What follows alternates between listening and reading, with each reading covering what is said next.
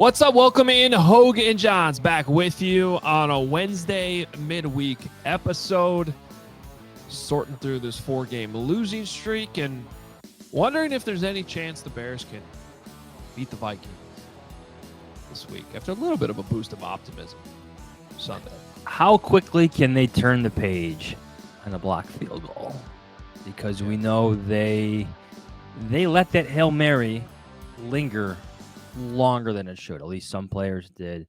Maybe the coaching staff did. But that's a big question this week, and you won't really know until Sunday. Yeah, that's going to be interesting because the Hail Mary, it seemed like cost them 3 games instead of just 1. And you know, I just feel like it's different this time because I think if you're on offense, you're still able to feel good about the progress you made. I think they like the newness with Thomas Brown. Yes. Did you happen to watch? I know it just came out last night, but have you seen any of the 85 yet? Some of it. So, yeah, please go check it out. I think you'll be enlightened on a lot of different things. First of all, the raw dejection that I appreciate Cole Kmet sharing. I mean, he said he teared up in the locker, like he threw his helmet into his locker and then got emotional. Partially because he knows how much that game and beating the Packers means, you know, growing up here. So there's definitely frustration there. I think, like the Hail Mary, it's going to take some time to get over. Now, that being said, if you also listen closely to a lot of what Cole said in that show, I think this locker room feels pretty good about Thomas Brown taking over the offense. From him talking about the communication, the calls coming in quicker, to even just how Thomas Brown handled Monday after the game, because that was something we discussed. It's like, okay, great, we got better. That's not good enough. We need to win the game. So I do think that there's a better chance this time that, despite how awful of a loss that was on Sunday, that they can turn the page quicker. Mainly because of what's going on offense. However, there's still, now this is just me interjecting my own thoughts here. I mean, you've lost 4 games in a row, and this thing just feels like it's headed the wrong way, and the schedule's not getting any easier. So I know we've been saying this every week, but this is a huge game against the Vikings. To use a cliche, it feels like one of those games where the Bears need a lot of things to bounce their way. They need to be lucky better than good in some situations, if that makes sense, because it's just you've lost on a Hail Mary. You've lost on a last-second blocked field goal. You need some of these bounces to go your way, and I know there's other cliches that go along with it in terms of the hard work you're putting in, you know. But it just seems like that's the type of season we're covering, where you just need something miraculous to go your way to really turn the momentum in your favor.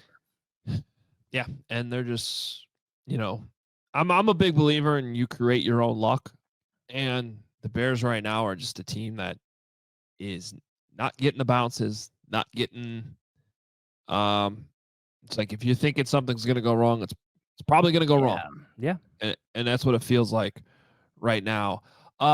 So to set up this episode, as we sort of turn the page, we have a special Q&A episode that we like to do from time to time throughout the season and throughout the off season as well. Always like getting to your questions. But also, in light of everything going on, we have a new shirt for you too on hoganjahns.com.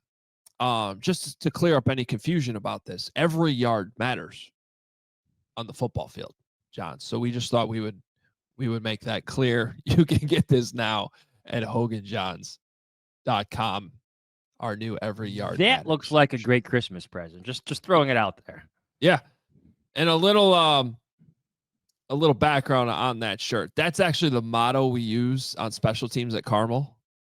So I had, thanks to Joe and Devin and the great people at Obvious Shirts, I've had shirts made up for our kids at Carmel that say that, and you've probably seen me wear them on the shows before. But it seemed timely. It's like, Joe, should we make this into a Hoge and Jahns shirt? Because it seems like it applies to the Chicago Bears at this point. So we'll see if the Bears can maybe adopt that the rest of the season, would be my advice. That 13 yards do matter. Maybe a couple more yards on a field goal does matter. I don't know. I know Just it's the controversial. idea of them matter. You don't just ignore the idea of positive yardage, or in that case, stopping yardage in Washington.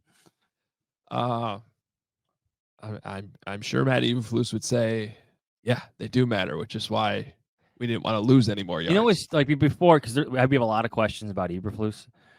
So at his press conference on Monday, like, he stood his ground on his decision not to get a few more yards, and he listed off the reasons that, like, factored into his decision making. Everything we said, it was the risks. The risks to him weren't worth the reward, and to me, it's a sign he didn't trust his players. But then, like, later in the press conference, like, he then listed all the things that they could have done in the situation, and you're just thinking, like I'm literally scratching my head right now. If you're watching on YouTube, it's like, yeah, that kind of matters too. Like, to your point, every yard matters. Like, probably shouldn't trust your players in those situations to try everything you just laid out there, at least one of them, because it was better than the alternative. Jahns, the ball barely hit his fingertip. Barely.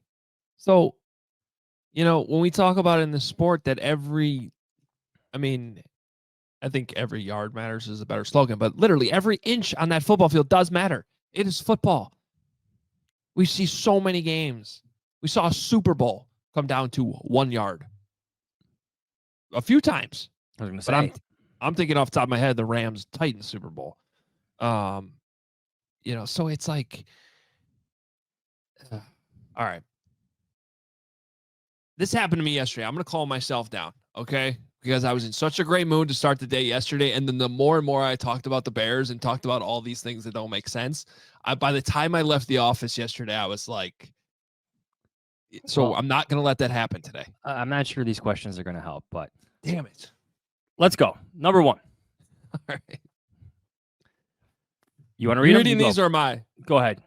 All right. T Marsh 8364. How concerned? 1, not at all. 10, extreme concern. Should we be that after his last month, Tyrique still found his way into a scrum on the 4th and goal play, pushing and shoving and jawing? Is he incapable of learning? Is he not being challenged by the staff? So this played out longer than I think everyone saw on the broadcast too. I will say I saw it long enough on the broadcast that I was upset about it. So if it went on even longer than that, this is a great question from T Marsh, I would say. Yes, kind of missed in this game, because when you miss field goals like that, things tend to get missed like this. But this was the 4th and goal run by Jordan Love, right? Stopped at the goal line. Bears get the ball back, and then there's a scrum afterwards. Tyrique Stevenson, we all remember him from the Hail Mary and him taunting the fans or whatever he was doing with the fans. Had a long interaction, this time not with the fans, but with the Packers. And it continued and continued and continued. I forget which teammate came over and grabbed them. I thought more teammates should have went and grabbed them, but a lot of them ran off the field celebrating. But not Tyrique Stevenson. He stayed near the Packers sideline, still going at it with Packers. Refs came in, eventually split up. But then I felt like there was a point where he stopped halfway towards the sideline, towards the Bears sideline, and just kept going. So to your point, T. Marsh, yes, I think this is why Terrell Smith is continuing to rotate with Tyrique Stevenson. This is not good for a young player where you need to – a young player who needs to mature in certain situations. You love the fire that he plays with. It's part of what made him appealing to the Bears. You need that on your defense, but there's a line somewhere. Stevenson seems to be passing it often right now. Yeah, I honestly don't know how this answer isn't anything but 10. I mean, we've already seen it cost the Bears a game. And we've seen this play out in the past with previous coaching staffs too. Javon Wims, when he's swinging at at players on the field, and then there's no accountability, and then he ends up dropping a touchdown in a playoff game. Brandon Marshall with Mark Trestman. Yeah.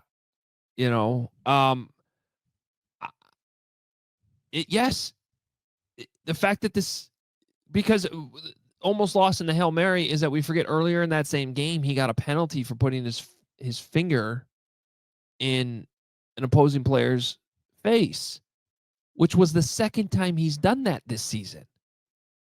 So this is more than a pattern at this point. And it's one, now this is a little bit different because it's just sort of jawing and a little bit of pushing here and there, but it's a lack of awareness for the situation. That's a huge play. Just celebrate it and get off the field. Get off the field.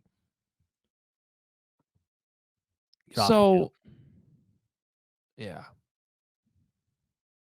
It's a great question, though. I'm glad because lost and everything else, I kind of had forgotten that even happened. But in the moment, I did have a problem with it.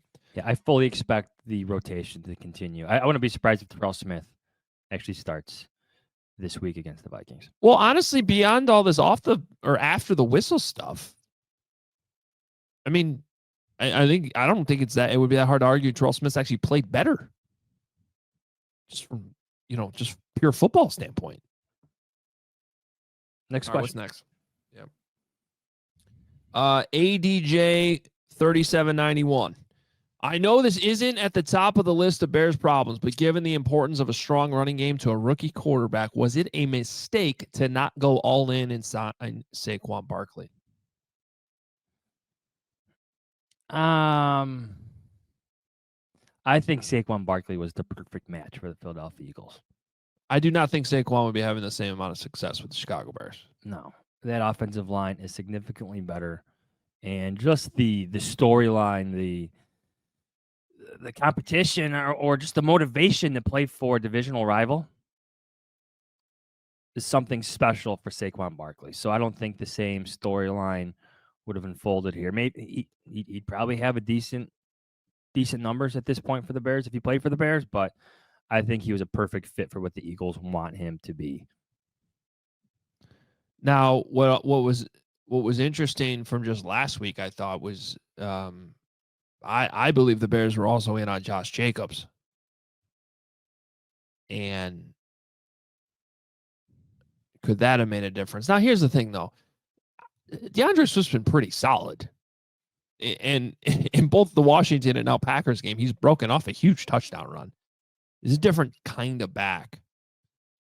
But I actually liked how the backs were used on Sunday between DeAndre Swift and Roschon Johnson that have different styles. So I'm not too concerned about this. The question kind of is, the Bears spent money on the running back position. Did they spend it wisely? And I don't know that we're sitting here 10 games into the season going, oh, this isn't working out. It seems like it is. Obviously, Saquon is making a huge difference in Philly, but I think the situation and the fit there is one of the biggest reasons why. I don't think I would list Swift right now among the mistakes for Ryan Poles. I think he's been a good signing. You're getting what you expected to get. Maybe a better offensive line would help. I do feel like every game he's like one missed tackle, one broken tackle away from, chunk yardage from explosive plays, and we were still getting it. He still got one against the Packers. So I think it's been a good move for the Bears overall. All right, next question. At 3_Mysterio, what is the downside of letting Hightower be interim for the rest of the year? Maybe he shows he can be a head coach, and if Thomas Brown continues to look good with Caleb, he could come back with Hightower and potentially not change the DC either. I think this goes to your point about retaining interim coaches never really pans out for a team. Yeah. And we're seeing that right now with the Raiders and Antonio Pierce. Now, can we have this discussion in a few weeks? Because I know it was one game. I know it was just 1 week. But the early returns on Thomas Brown, and I'm not talking about the OC. I'm talking about from what it appears, the impact he had in that locker room and resonating with the players in 1 week, to me, is a storyline to at least continue to monitor, especially considering his background, where he's already been the assistant head coach for Sean McVay in LA. That's all I'm saying. Now, let's see if the results continue. More importantly to me, let's see if the process continues. Let's see if the connection with the players continues. But that seemed to be a pretty remarkable turnaround for 1 week in terms of commanding a room, commanding the attention of your players, for a coach whose reputation is and label is, this guy can be a future head coach. He even got interviewed this past year. So this is not just some random guy. I do think it's complicated. I do think that more times than not, interim head coaches don't work out. I also don't think anybody's going to be named an interim head coach in this situation. But was this just a 1 week? Was this your typical new coach bump? Because it could have been. Or is there something real here? Because if it's something real and we see this continue for the next 7 weeks, Jahns, I actually think that there's something to be discussed there a little bit deeper. Well, we're all gathering information. I think Ryan Poles is probably doing the same. I think the Bears are very high on Thomas Brown. I think they preferred Shane Waldron's play calling experience in terms of what the final decision making was, in terms of giving Waldron that job over Brown, but they still like Brown. Still convinced him to join Shane Waldron's staff, and actually helped that Shane Waldron and Thomas Brown had a previous relationship dating back to Sean McVay and the Rams. But I said it a couple podcasts ago. I had an interview with him for 30, 35 minutes, and I just came away leaving that room. And this doesn't happen often for me, like leaving that room like, oh, I could see why he's been a head coach candidate. I could see why teams have interviewed him for their head coaching job. He just gives you that vibe. The energy, the strategy is there. He knows what he believes in, just in terms of offensive structure, offensive philosophy. That came through in that conversation. And he knows, I think he has a sense of how to get through the players as a former player, as someone who played at Georgia, as someone who went to Miami to become an offensive coordinator, and then someone who became Sean McVay's assistant head coach, like you said, for a Super Bowl winning team. I think all that matters. I think it does too. And the Bears do have a history of letting coaches out the door that they probably shouldn't have. Now, Brandon Staley, it ended up not working as a head coach, but looking back on that, they should have hired him as the DC when they let him go, at least. So if you have somebody in your building, you got it's at least something to continue to discuss. So I like that question. And we'll continue to discuss it here maybe in a few weeks. Is that Bear Mysterio, by the way? I don't know. I should probably know that, but I don't. I'm bad with people's Twitter handles, so I apologize. But I think that might be. All right, at the real Mikey 09, Eberflus has been getting a lot of the flack for the team underperforming, and rightfully so, in my opinion. But at what point do we also need to consider Ryan Poles' part in this? Huge misses on offensive line, weak and shallow depth at defensive line, and the head coaching hire. So I was listening to Ryan Poles' interview, his weekly interview, game day interview with Jeff Joniak, and the Nate Davis conversation came up. And I just found his answer to Jeff's question just unique, noteworthy, where you just, it was simple as, it was just time. Yeah. It was just time to move on. And then Jeff asked how that will affect his future decision-making in free agency. And he basically indicated that, yes, it would. It would affect how they approach free agency. So that is a notable miss for Ryan Poles. And I think there's a couple more adding up. To your point about like Tyrique Stevenson earlier, like you could point to Chase Claypool. You could point to Nate Davis. You could point to those moves as being bad ones for Ryan Poles. But I think now you're looking at his draft classes. Right, that's where this criticism has to be moved to. It's Tyrique Stevenson. Where did they miss in that evaluation? Is Gervon Dexter really making impact every single week? Is he doing enough for the Bears to solidify his position as the 3 technique going forward in year 3 for him? I don't know. I don't know about that. I think there's a range of different questions you have about Ryan Poles' decision making right now. And I think related to that, I know I'm the one who always kind of brings this up, but Dude, passing out Jalen Carter and moving back one spot was a huge move. Could you have found a different offensive tackle later that could be giving you similar results as Darnell Wright so far? But you have Jalen Carter, you know what I mean? Like, so this is all, it's all in question. I also found that interesting, the Jeff Joniak interest. I found that notable. And here's the thing, that word time, that's a notable word because I would argue it was past time to move on from Nate Davis.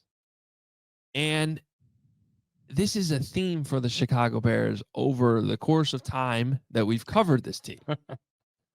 They're always too late. I was talking to Zach Berman, you know, who covers the Eagles and PHLY, used to work with you at The Athletic. He was on the All NFL show the other day. And, you know, he was talking about how when the Eagles moved on from Doug Peterson, it was controversial because it seemed like it was like too soon. Too early. Because they just won a Super Bowl like a couple years before that. But he was giving the Eagles credit for knowing when it's time. And I always bring this up from Bill Belichick. Bill Belichick used to always say, I'd rather get rid of a player a year too early than a year too late. The Bears are always too late. Always. And part of this question, when it comes to the head coaching hire, was it's starting to look like they were a year too late again.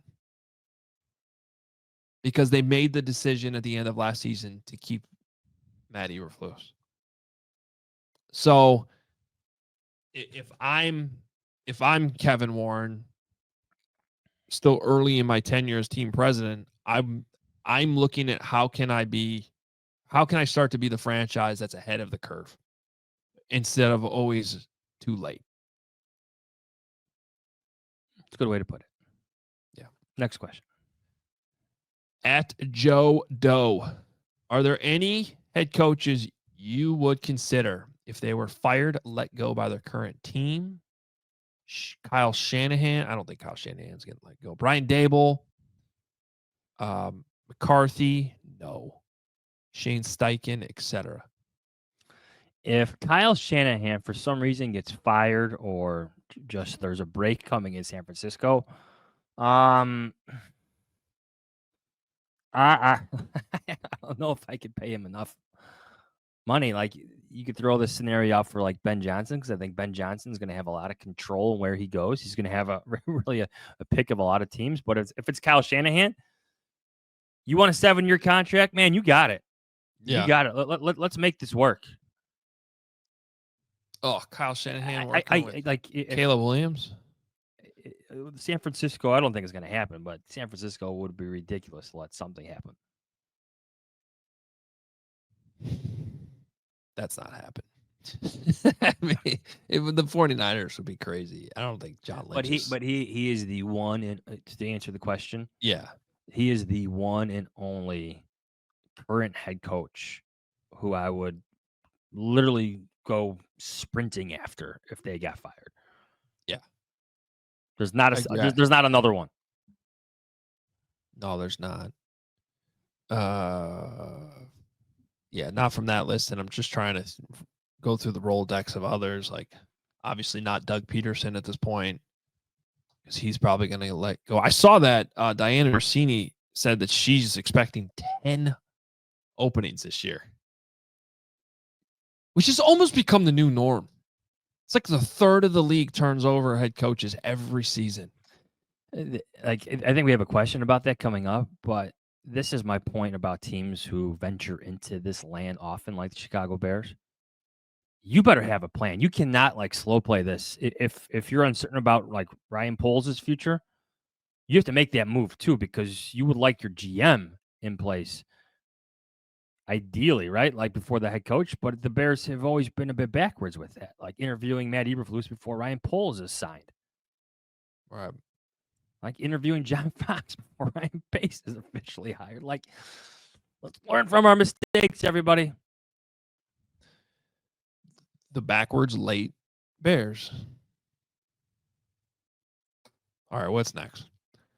At Bad Guy Eyes, can you do a breakdown of teams that will most likely be looking for a new head coach this offseason and then the most likely head coaching candidates? Who is most likely to win the Ben Johnson sweepstakes? All right, so I got the list here. All right, so the 2 current head coach openings are the Jets. They also have a GM opening after Joe Douglas, former Bears employee. Joe Douglas. I think everybody kind of forgets that. He was one of Ryan Pace's early hires here. So the Jets have a head coach and GM openings. The Saints fired Dennis Allen. And then, according to Mike Jones, the national writer for The Athletic, here are the other teams. Mike who? Coaches, Mike Jones. Okay. Coaches on the hot seat. The Bears. Go figure. The Giants. The Jaguars. The Raiders. The Browns. The Cowboys. And I'll add one in myself. I'll put the Colts on there as well. If you look at these teams, so the Jets, you have Aaron Rodgers. Saints have Derek Carr. The Bears, Caleb Williams. The Giants just benched Daniel Jones. Trevor Lawrence is in Jacksonville. The Raiders should have drafted the quarterback. They're down to Gardner Minshew and Aiden O'Connell. The Browns have Deshaun Watson. If I'm a head coach, I'm not touching that situation. The Cowboys have Dak Prescott, who was just paid and who is now injured again. And the Colts have Anthony Richardson. Just based on that, Adam, which is the most appealing to you?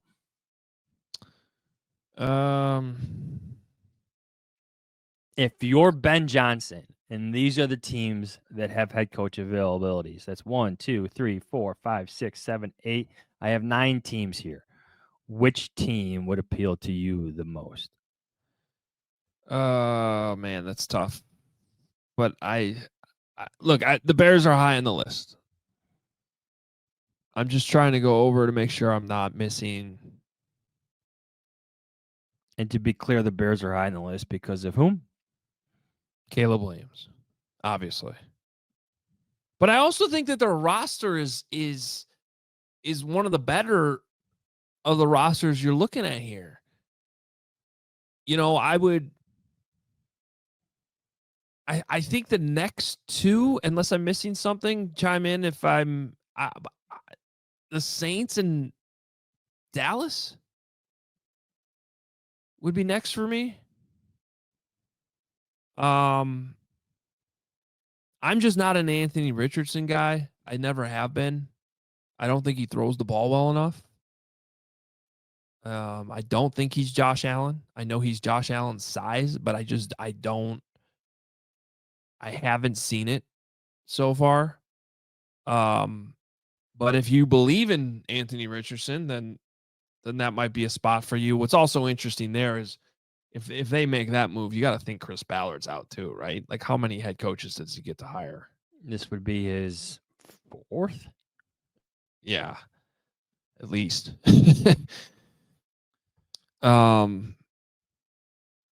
Vegas doesn't seem appealing unless they bottom out and you feel good about who you're able to draft. Is that a Shedeur Sanders situation there? A lot of these guys don't want to be with rookie quarterbacks, though, which would be another reason to like what you have with Caleb. I think, though, if you're looking at the Bears' job, again, you talk about the cycle, right? You can't just be looking at it like Caleb. You got to be looking at it like ownership. I got to know Kevin Warren really believes in me. Because we know how this cycle goes. And when is the GM then going to be let go? I mean, I'm not suggesting that's going to be the case, but I'm saying if I'm looking at the Bears' job, I have to seriously dig into that. Because that's how this cycle goes, right? And I got to know that the cycle, I have to feel very confident that the cycle's broken. Now, who are your top 3 head coaching candidates? You have obviously Ben Johnson, Mike Vrabel, and Bill Belichick.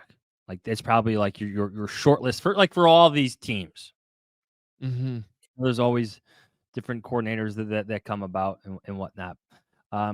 This is why, if you're an organization, you have to be thoroughly prepared for this, because a lot of these teams are going to stay in the cycle. They're going to hire an ill-prepared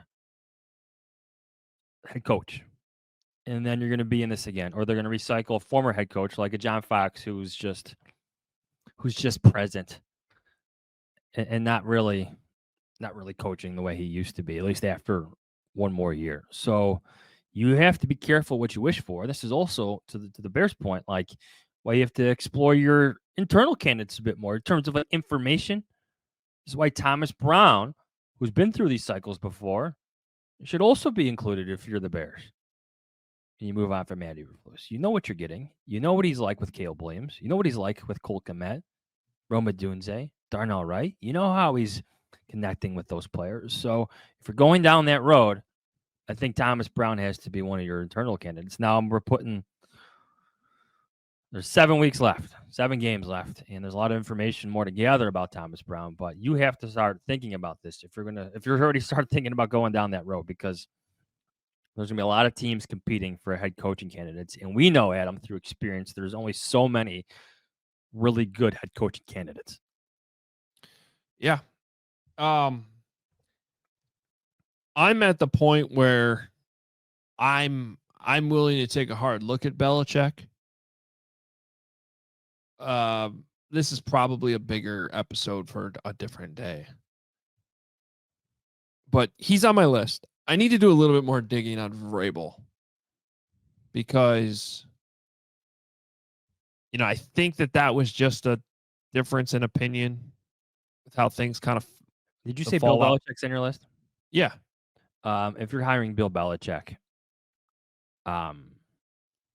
he cannot be underneath Kevin Warren. Yeah. Okay. Yeah. He would not go for that. Belichick wouldn't? No. Well, where's he going to go at this point where he can get that? Oh, man, look at all these teams. Yeah, but a lot of them are okay. Yeah, Kent, our producer, says Jacksonville. I guess that makes sense. To me, it's like the Jim Harbaugh conversation all over again. So we're just punting on good coaches because of the structure? No, the structure makes the candidates punt themselves. Yeah, but I guess that's my point. You can change it if you really want. Exactly. If you want to have a good coach. I mean, if you wanted to, just like any other owner would, if you want to, the Chargers are. I was just watching this morning. Kevin Clark has a great video with Adam Schefter, and they're talking about how Shefty was talking about how Jim Harbaugh is like the most anti-Chargers coach ever. And the Chargers finally woke up and they're like, we have to embrace this. If we're going to change our ways, if we're going to stop being soft, if we're going to have accountability, then we need to stop thinking of this like oil and water mixing and embrace the idea of bringing in that type of coach who's got nothing but a long track record and resume of fixing programs and building them up very, very quickly. And oh my God, no one's shocked they're 7-3. That is not on Kevin Warren. That is on George McCaskey to do that. I know it is. Well, shout out to Dean Spanos, who's also one of the not well-liked owners in the league. But he went out and said enough is enough. Enough of these Brandon Staley's, who, by the way, I really like Brandon Staley, but it's a different type of coach. Let's bring in a true alpha, a true leader of men who's gotten it done at every level. And I cannot think of something more that the Bears need right now than that. And if in the next 7 weeks they decide that guy is Thomas Brown, then I am okay with them keeping him. Can I give you one more name? Okay. That I need to do more digging on, but I'm very intrigued by it because I've been a fan of his now for a few years, honestly, before he was a head coach. Dan Lanning. Did you see the video of him basically using jump around? Yeah, I wanted to die. Yeah.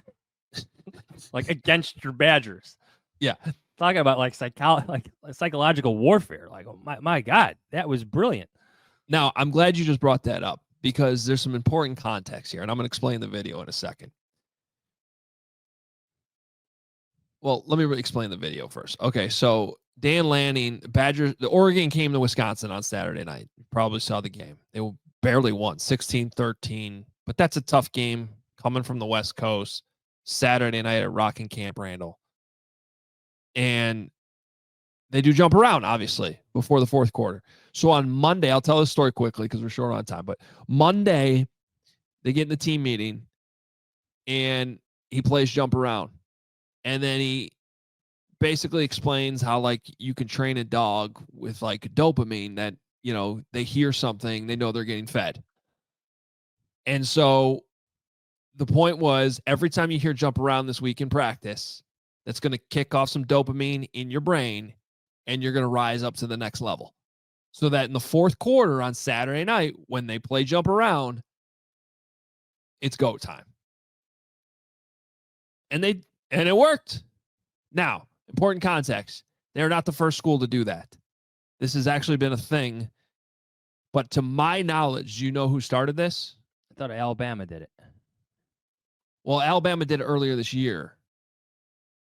But I could be wrong about this. To my knowledge, the coach that started this whole, turning jump around onto the Badgers thing, Jim Harbaugh.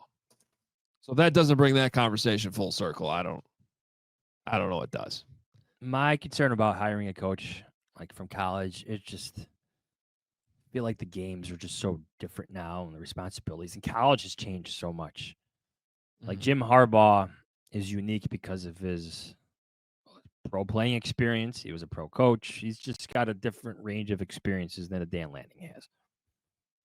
True, but there was a time when Jim Harbaugh was the college coach that made the jump from Stanford, and it worked. There are exceptions.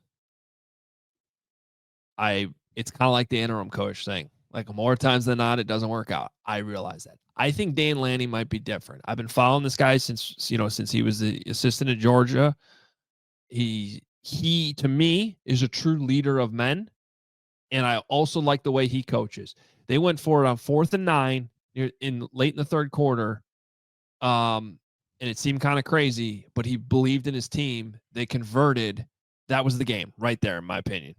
The Badgers were screwed from that point. So to me, that's like the complete opposite of the way Matt Eberflus coaches in the fourth quarter. And Flus had that same opportunity, 4th and 3, late in the game, and they punted.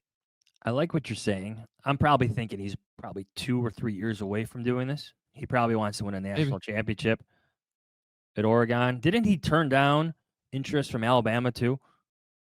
I think so. To continue to do what he was doing in Oregon. Now they're the number 1 team in the nation. And I don't know his aspirations. You might be right. You might just want to stay there. Oregon's a great place to be. You got Nike in your back door. You got all the money in the world. So that's great. That being said, that's just me looking at coaches I like around the league and being like, that would be somebody I would at least want to interview. All right, let's get to these last 2 questions. At Ben Jerry, given his assistant head coaching experience and previous head coaching interviews, if the offense performs and the players rally around Thomas Brown, will he have a shot at the head coaching job next year? Yeah, we could be short with this answer because we talked about it well previously. So just rewind the show if you want to hear it again. Yes. Shortly, yes. To put it simply, yes. If you continue to see that buy-in, especially from Caleb Williams, members of the offensive line, Cole Kmet, other leadership members, Mercedes Lewis, then absolutely he should be on your list for head coaching candidates. Yeah. And I would think he would get interviewed. At Drew Cool, I hope I'm saying that right. A lot of fans complain about the McCaskies as owners, but seeing what Woody Johnson's done to the New York Jets, Jerry Jones' circus, David Tepper, what kind of ownership would you prefer? The McCaskey style or owners who get involved, like the guys above? This is a good question. Good final question here. I guess you're looking for balance. I think you want your ownership to be engaged as much as you would hope they would be, just in terms of providing the team with everything. But you do not want to have a situation that's played out in New York, where Joe Douglas, like I was just reading the report from Zach and Diana, like that was a mess. You don't want your GM ever feeling that way. He doesn't feel empowered. He feels beaten up. You don't want your GM to feel that way. David Tepper, obviously a disaster, played a role in, the draft picks, the draft selection of Bryce Young. And then, well, Jerry Jones is the GM of the Cowboys, so he kind of wears a lot of hats down there. Yeah, I don't, this is a very complicated and layered question to answer. I mean, I think who's the best ownership group owner in the NFL? Who would you consider? Jed York, Robert Kraft. But even Robert Kraft had a falling out with Bill Belichick. Yeah, but after, it is football. After 2 decades of winning, eventually that's gonna happen.